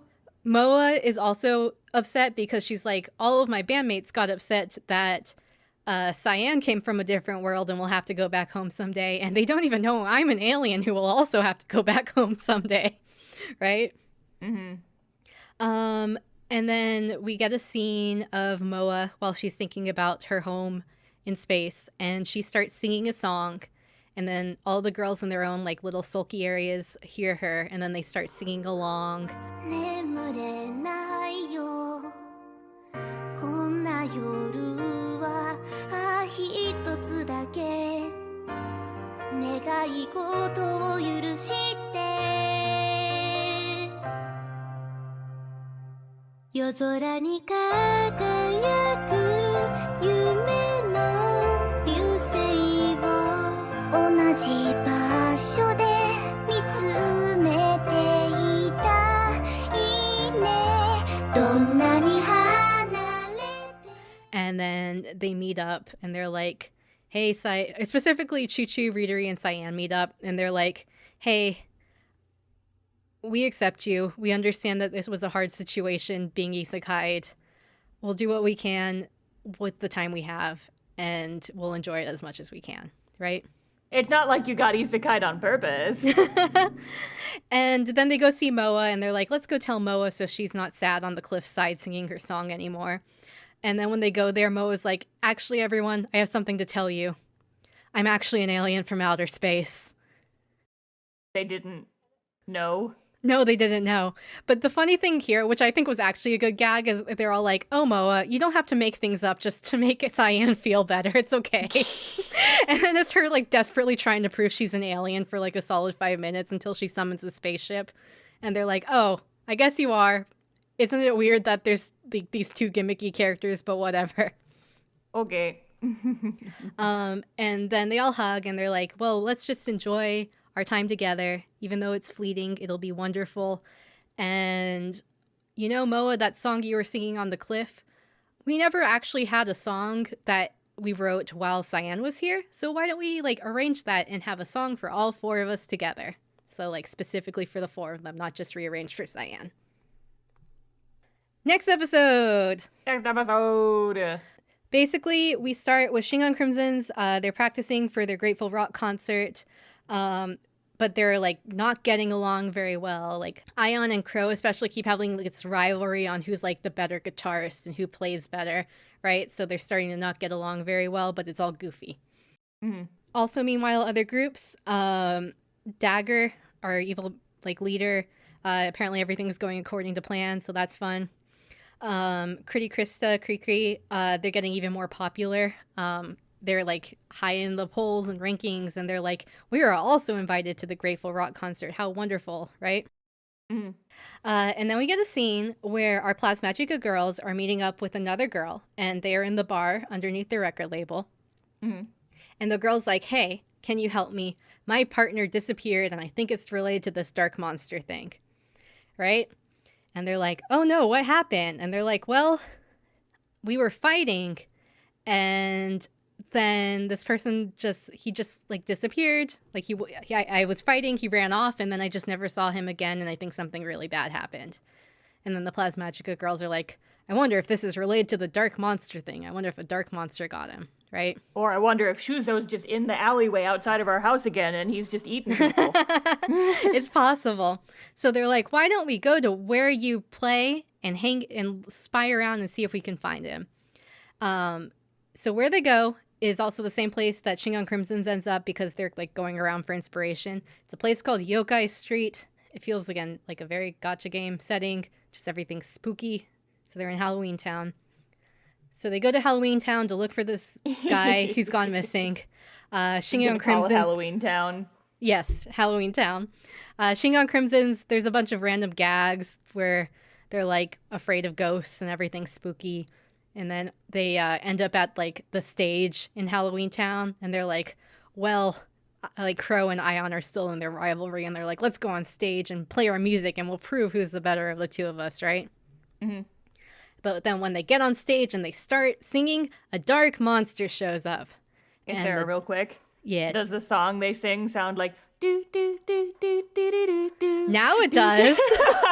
Unfortunately, we don't really hear a lot of their songs, so we'll go with it because they get sucked into the dark, evil, dark monster world first. Okay. I know. And then the Plasmagica girls run up to them and they're like, oh, Shingon Crimson's is here too, and they got sucked into the dark monster world. And Cyan's like, I'll go and save them. But when she tries to go in and save them, she can't because reasons that they don't explain. But basically, Shingon Crimson's, they fight the dark monster. They end up like getting over their fights with each other and use the power of friendship to take down the dark monster, and they're okay.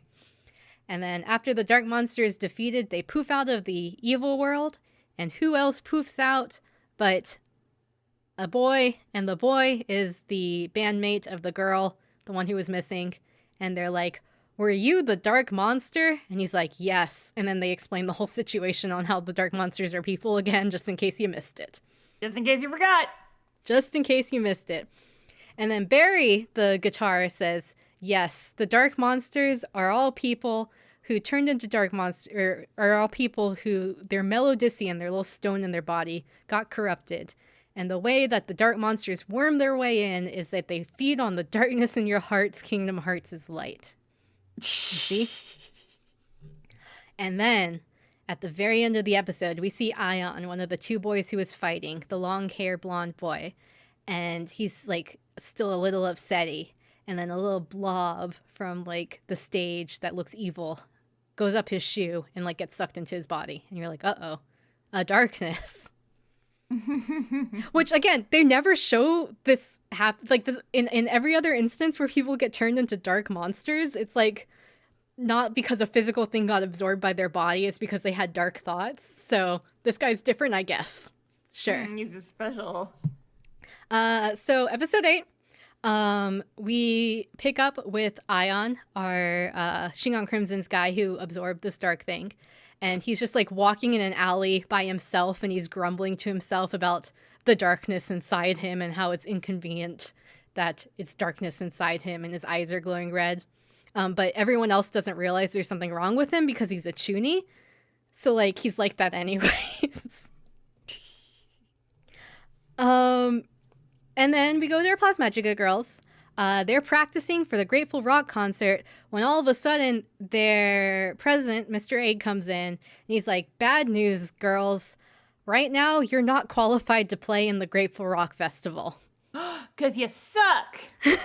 Well, apparently the reason why they're not is one of the qualifications for joining the Grateful Rock concert is that you have performed a concert on your own before, and you girls haven't done that yet.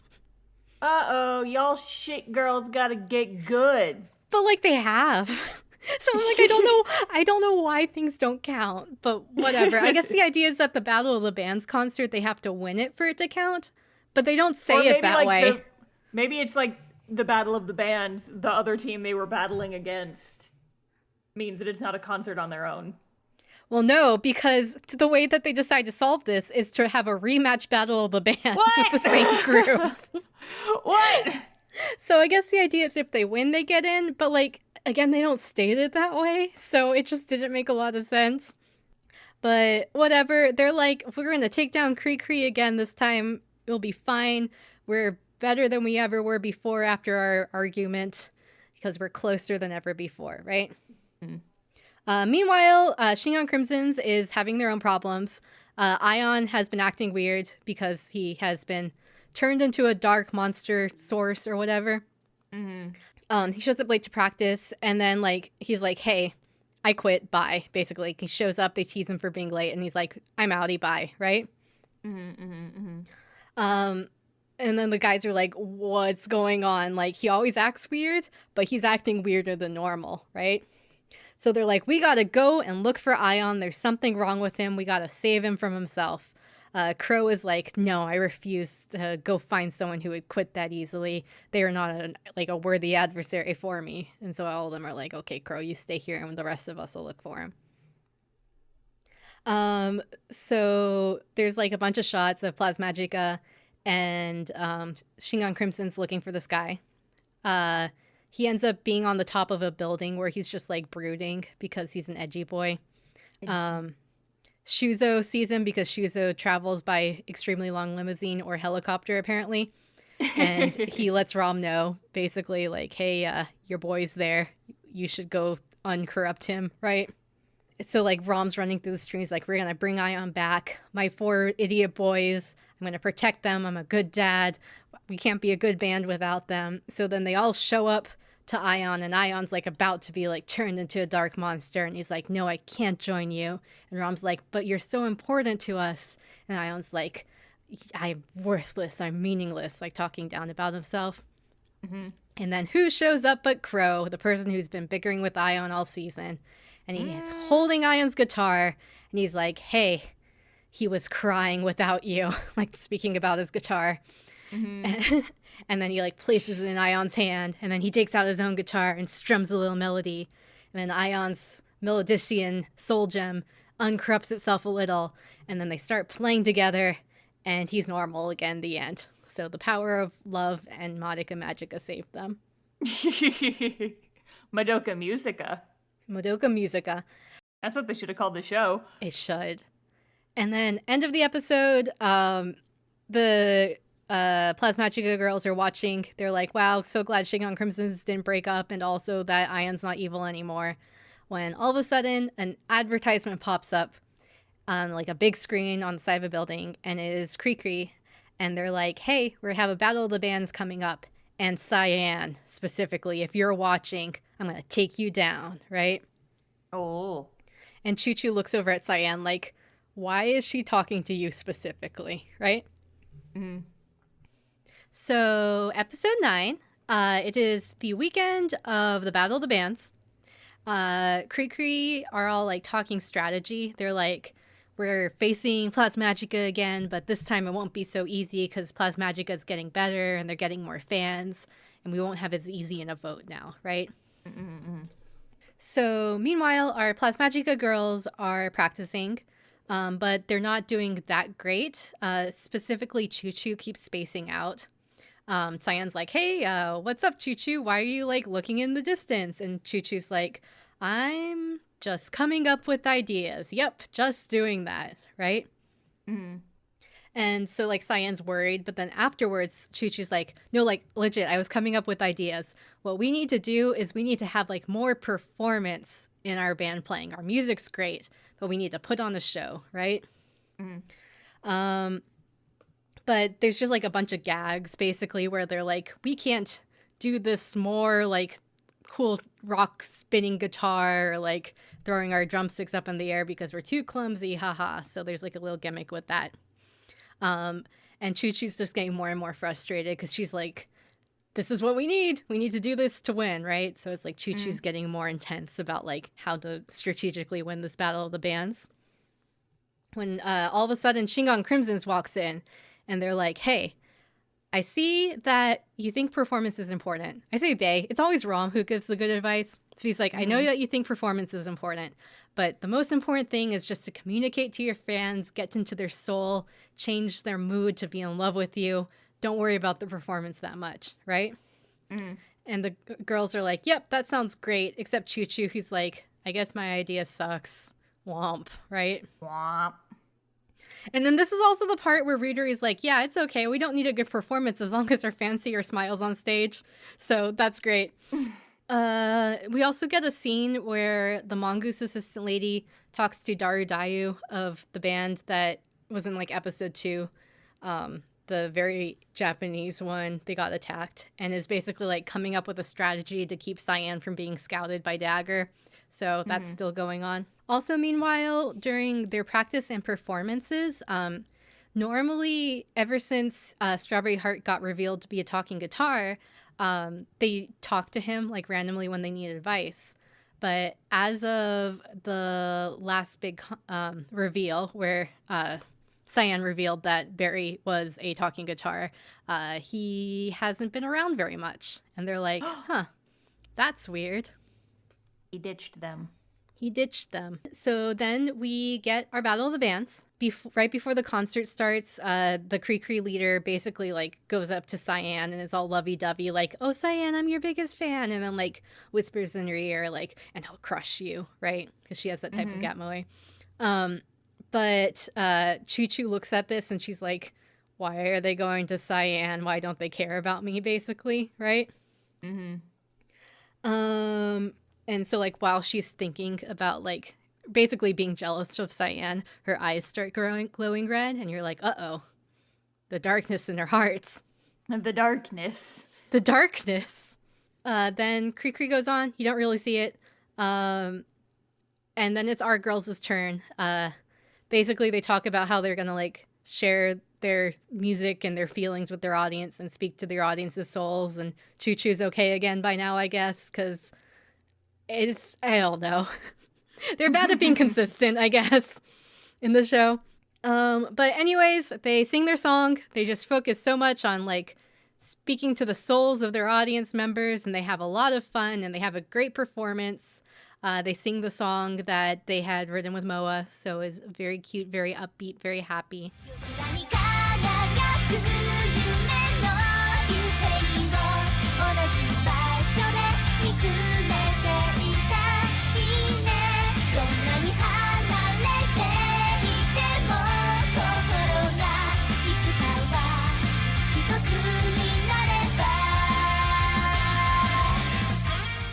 Then it's time for the results, and Plasmagico wins, which means they can go to the Grateful Rock Fest. Yay! Yay!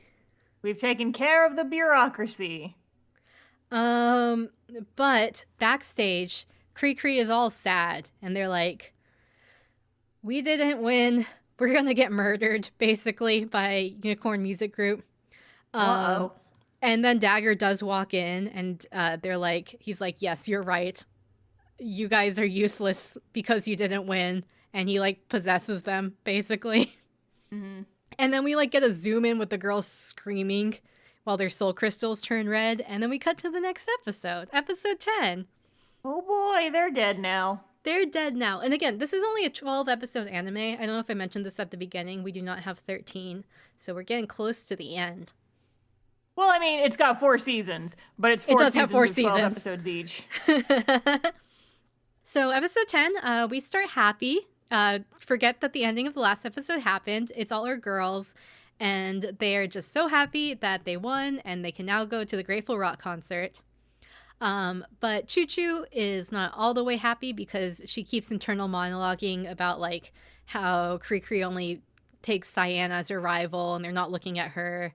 And even online, Cyan's like the #1 most popular member and I'm jealous, but I don't know why, basically. We get a scene where like Dagger, our evil bad producer guy, is driving by and apparently he can see everyone's soul crystal and he could tell that Choo Choo's is turning dark and he's like, interesting, I can use this. She joined that bitchy text chain and now her heart's full of darkness. Which she does because our next scene is her like typing on her laptop like this angry thing about like, I don't see why everyone cares about Cyan so much. She's not that great anyways. Bitch! And it's also her thinking about like how her goal for being a musician and her ambition was to be at the top of the rock world, even if it means, and her eyes glow red, even if it means using my friends as stepping stones, right?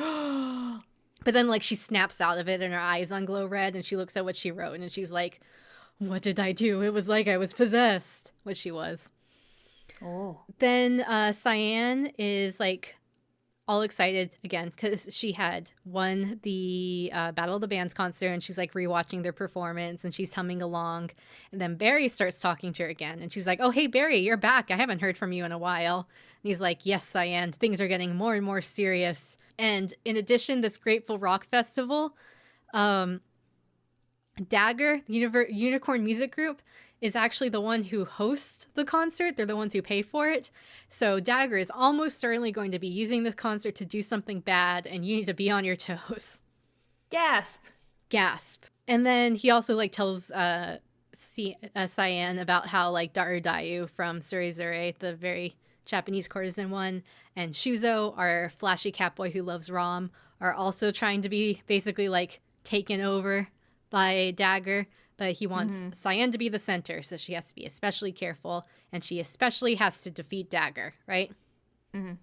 So meanwhile, back with Choo Choo, she's still in despair. She's just thinking about how can it be that I am not the center of everyone's attention? I'm so sad, right? And also, I don't know what's getting into me. This didn't used to bother me so much. When all of a sudden she gets a message, and it's from the Unicorn Music Group. And they're like, hey, I want to talk to you, Choo Choo. You're so good, and you're so amazing at your performance. And I want to make a proposition to you. Come to our office, right? Because you're so good. And so she's like, So then she tells Plasmagica, like, hey, I'm going to skip practice today because I have a thing to do, bye. And they're all like, a thing to do? That's not like her at all. And then she goes to the Unicorn Music Group place, and, like, it's completely, like, unmanned, empty, and she gets in the elevator, and against the shining tower, like, all the way up in the sky. So it's a very long elevator ride. And then in the elevator ride, Dagger starts talking to her over the speaker and is just basically like, come to the dark side, child. Haven't you always had power and ambition? Like, don't you want to be like me? Remember your childhood when you want to be #1? I can make you do that again, right? Yo-ho-ho. Yo-ho-ho-ho. And then, like, she's listening to all this. And, like, there's even, like, a scene where, like a video of her is talking to her, like, yes, come to the dark side, join me, right? Like, creepy stuff. And then her melodician gets corrupted, and she becomes full-on evil. Ah, yay! I forgot about this part. Grateful King is also able to watch this going on somehow from his imprisoned place in this tower. And he's like, oh shit, this is a bad thing. I need to go tell Cyan.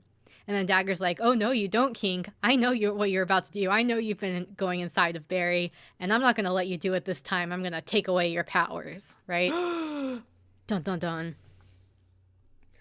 And then he's like, and you, Choo Choo, now that you're under my control, it's time for you to go back to BRR and betray your friends and corrupt Cyan's heart for me. So then we go back to the office because things get resolved in one episode in this anime. Of course. And she goes into practice and she's like, Plasmagica, I quit. I just wanted to use you all as a stepping stone, and I'm going to go do my solo career. You all suck. See ya, guys, right? Gasp. But then they're like, no, that can't be true. There's no way. You can't really be thinking of us only as a stepping stone. We're your friends. And we'll play you our song to prove we're your friends. So they basically like play a little bit. There's not even like a full song. It's like a line, right? Mm-hmm. And then her melodician goes back to being normal. And she's like, oh, I can't believe that happened to me. I've been possessed. Oh.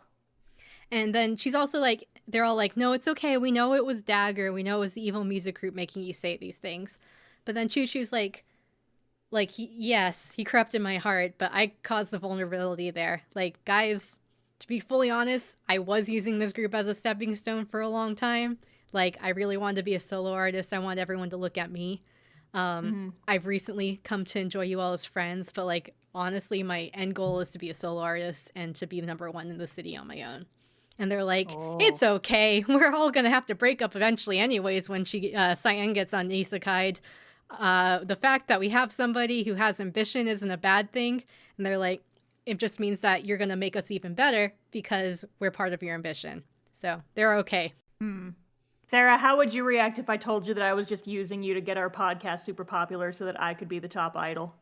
I would say that there's probably better ways to do that. I would agree with you.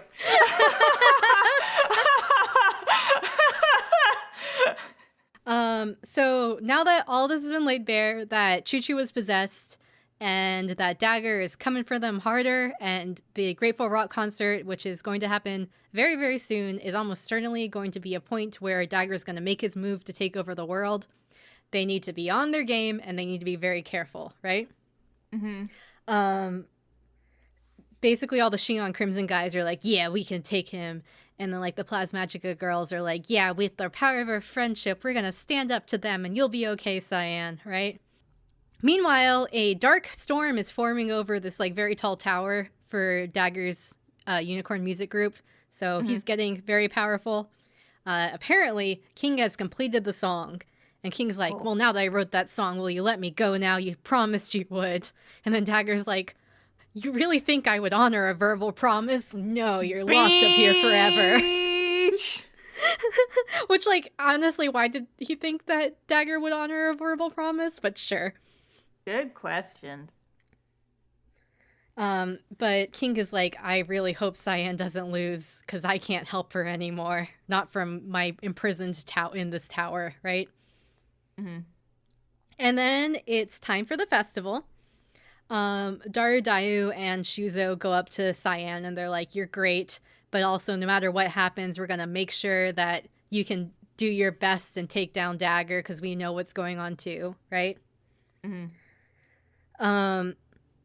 You hear that the Egg President and Mongoose Lady are both not at the venue yet because they have, quote, something to take care of. And you're like, that's mysterious, but sure. And then we get like a bunch of like small cuts of different bands performing. Again, very short, all 3D animated, all look really good. You don't get long enough for us to even like clip and insert songs here. And they're all songs you've heard already. Mm-hmm. And then they're like, the girls are backstage and they're like, it's almost time for Chris Christia to go on. Pretty Christia. I keep thinking about Chris Christie, the former Florida governor. It's really bad.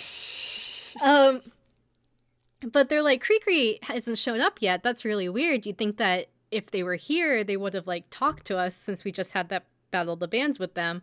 I wonder what happened to them. Where are they? And then back on stage, Darudayu's band, the very far east one, is about to perform when all of a sudden a dark monster sucks them all into this world, right? Mm-hmm. And they're like, and it's not just the Surizuri people who get sucked in. It's basically like all of the bands are sucked in. So we get like Shuzo's band, Shingon Crimson's, and Plasmagica, and like the Darudayu people. Everyone is here. Everyone is here except for Cree. Where are they? Oh. But there is a giant dark monster, and they all go to fight it, right? Mm. And basically, it's mostly Darudayu who's fighting it, and she's like, save your energy for later, Cyan. You'll need it to fight Dagger. And then right when Darudayu is about to launch the final blow, Cyan realizes, wait a second, the dark monsters are people. Don't kill it all the way. It's probably Cree.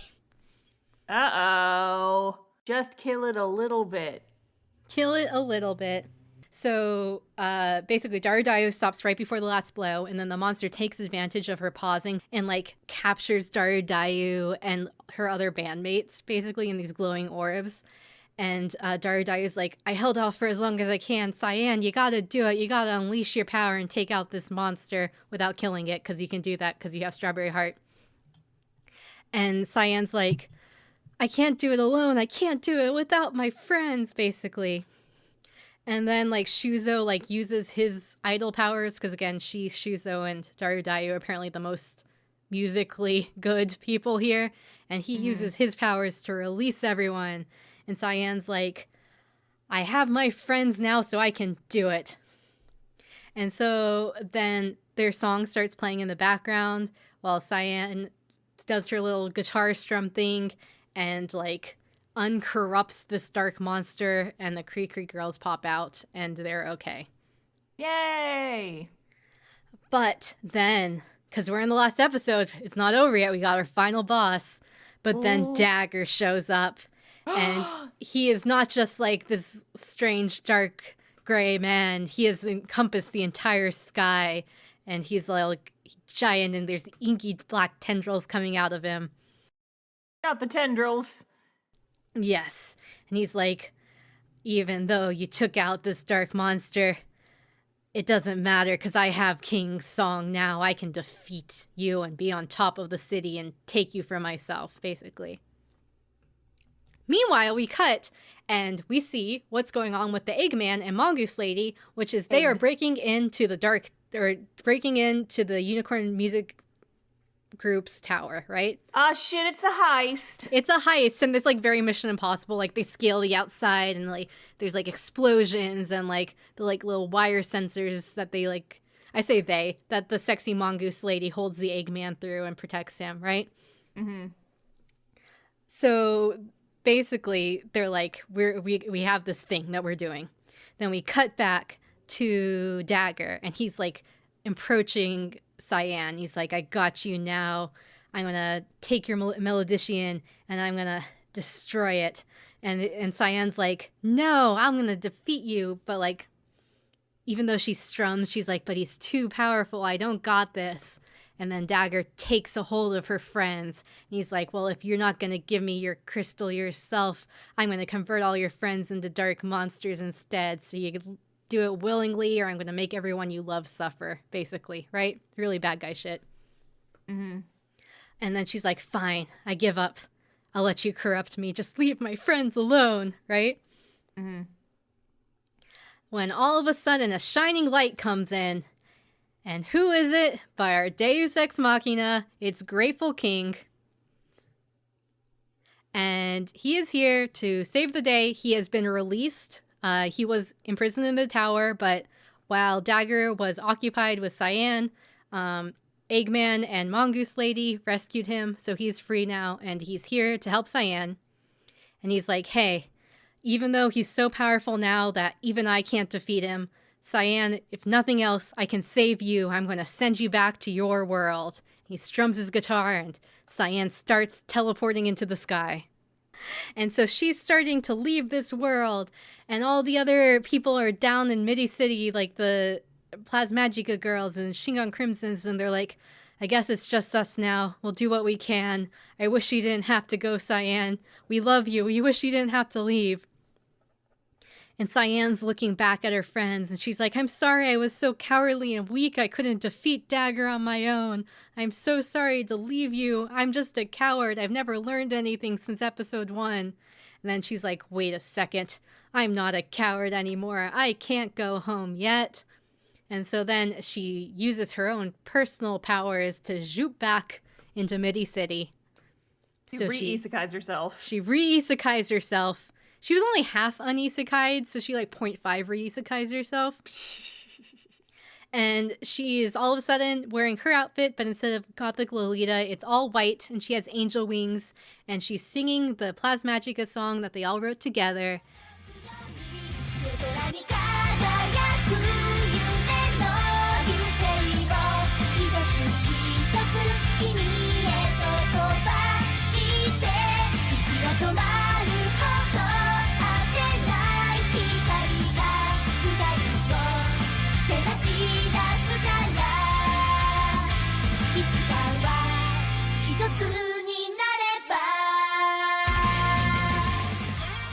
And the power of her music and love defeats Dagger, and he's no longer evil, and the sky is okay, and they're all happy. Peace. So at the very end, Cyan's like thanking Grateful King for everything. We get Crow fangirling over Grateful King, and then unfangirling when he realizes it's Barry the guitar. She says that even though her friends were captured and all hope seemed lost, she knew she was not a coward anymore, and the reason why she wasn't scared anymore is she remembered she has friends, so she won with the power of friendship. Power of friendship compels you! And then the festival starts again. They all do good. Shuzu and Rom make out. At least I think they do. Sarah. What? I gotta make my own interest somewhere. Uh-huh. And then at the very end, we cut back, and it is the real world. And we see Cyan in her human form. She only has one pair of ears. Thank God. Unfortunately, they're the human ones. And she's standing outside band club, and she's hearing them practice, and she's like, I got this. I'm going to do it. And then she walks in. And then that's the end of the season. Dun dun dun. So they don't really explain like her transition back to being on isekai'd and how that all went down, but whatever, it's fine. Whatever, it's anime. We had to really spend time on the part where they put them in the cute outfits. Yes, it's so important. So that was Show by Rock. Again, it was just shrug. Like there were cute parts. I like the music. Again, the 3D animation was great. I really love Shingon Crimsons. I wish the show was about them because they're wonderful and I love them. Just a bunch of dweebs. It's not to say I dislike the main girls. It's just like these guys are really more interesting. They're just a bunch of dweebs and I enjoy them. But yeah, Show by Rock. Yep. Star, did you remember any more of it after I explained it? A little bit. I mean, like I remembered stuff as you explained it to me. But, I mean, that part that you said is like, yeah, there's these other random, like, little animals. I don't remember that shit at all. At the very end of the anime, they get scouted by the BRR person, so I'm guessing they're in season 2, but they don't do anything this whole season except waste time. It kind of reminds me of how they had, like, the side characters in the last season of Wake Up Girls, but I mean, at least they actually finally did something with them. Yeah, so I mean, the main reason I wanted you to watch this show was one, I just remembered it being, like, very weird. It is very weird. You do enjoy the weird ones. It's true. I do enjoy the weird ones. The last time I got you to watch a show was AKB0048. And that shit's wild. And I, like, this is not nearly as wild as that, but it's just like, she has to battle evil music corporations. Yes. With the power of friendship and a talking guitar. And it's very silly and strange. I wish that it was more, because I feel like I like the concept. There's just so much telling and not showing. So it's like really hard to get immersed in it because it felt like a mobile game explaining the plot to me. Yeah. That was definitely the biggest downside.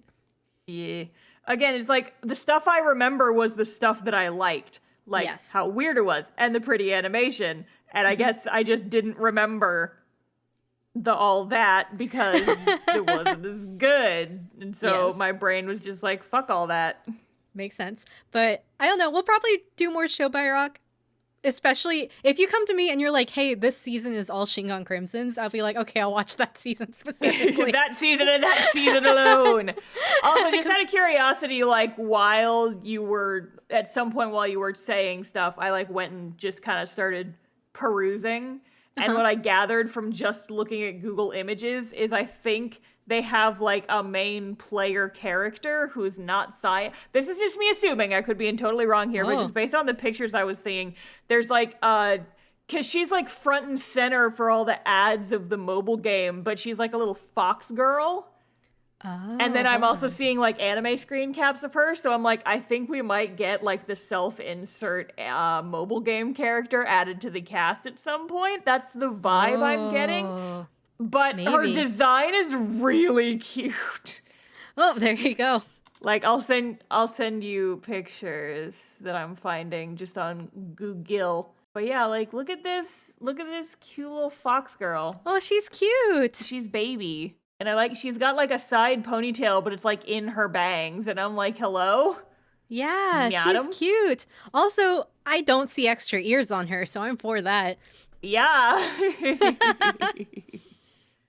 There's like, oh no, that was another thing like I saw that I was looking in here. There's a boy band group that just has straight up Yu-Gi-Oh hair. I was just like looking at Google Images while you were talking to me about stuff, and I'm like, who the fuck are these punks?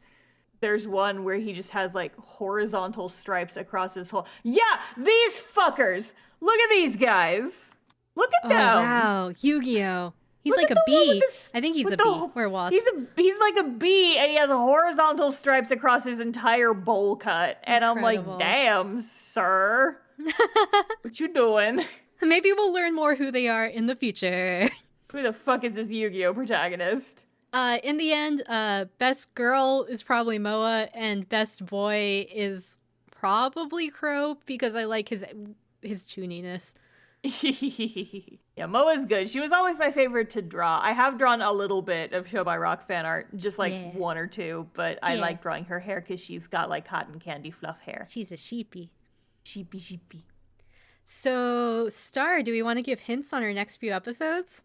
Yes. So after this episode, you guys know what fucking time it is. So technically, our first episode of Cursed Idol October is coming out on like the last day of September. But we got to do our quota 3. Yeah. And there's only, because we do episodes every other week, we wouldn't have had enough episodes in there otherwise. So I will be doing one that is at least cursed in concept. I have no idea what the reception of the show is like. It's one that I wanted to watch even not for Cursed Idol October, so I'm excited. So stupid. So I'm excited to hear you talk about it. I'm excited. Star, do you want to give a hint on yours? Yeah, it's a show we've talked about in the past. People know what I'm fucking watching. Like, if you think about it, you know. It's gonna be some edgy shit, and I'm so excited. Boys. It's either gonna be terrible, and I'm gonna love talking about it, or it's gonna be, like, amazing, and I'm gonna love talking about it. Edgy so, boys. Either way. Or the third option, I suppose, is it ends up just being kind of mediocre, and then I'll be very disappointed. But if it's on either extreme end of the spectrum, your girl's gonna be eaten well. And I will have finally banished Gekidol from my heart. And then for our final weekend, there's no more Zombieland Saga out yet, maybe by next year. But zombies aren't the only way to resurrect people from the dead, so my wife will be coming back. Good hint. I've been thinking about that hint. It's a show that I've already watched. I'm very excited for Star to watch it. I'm sure you all will be too. I've been saving this one. I actually saw some cosplays from this at San Japan a few weekends ago, and so I'm like... Yeah. I gotta watch this show so I know what the fuck is up. Yes. So you can all look forward to that over the next month. Ye freaking ha. Hey, Sarah, if people want to find us online, where can they go? We have a website. It's idoldays.card.co. That's idoldays.carrd.co or idolluminati.net. There's show summaries, links where to listen there. Star's added a lot of fun little tidbits. And Star, if people want to find us on social media, where can they find us? Well, firstly, you can find us in the description of this episode because I put links to our socials and also our Discord down there. But we Wow. are on both Twitter and Instagram at Idol Days Pod. And we also have a Discord server that you guys should totally join and talk about idols with us. Sarah just did some reorganizing of the channel, so it's a little bit tidy now. Yeah, so I originally, just to clarify for all our listeners who are in our Discord, we used to have separate channels for all the big popular franchises, but I was noticing that people were not having a lot of crosstalk, so people who were fans of only girls or guys weren't talking to each other, and we want people to get exposed to new idol shows, so we combined them all Yeah. to a fun idol Discord. Yeah, Idol Discord. Wahoo! Discord! Anyway, I just set off so many people. Anyway, that's our show. So this has been Idol Days. We've been Lady. See you next live. Bye. Bye.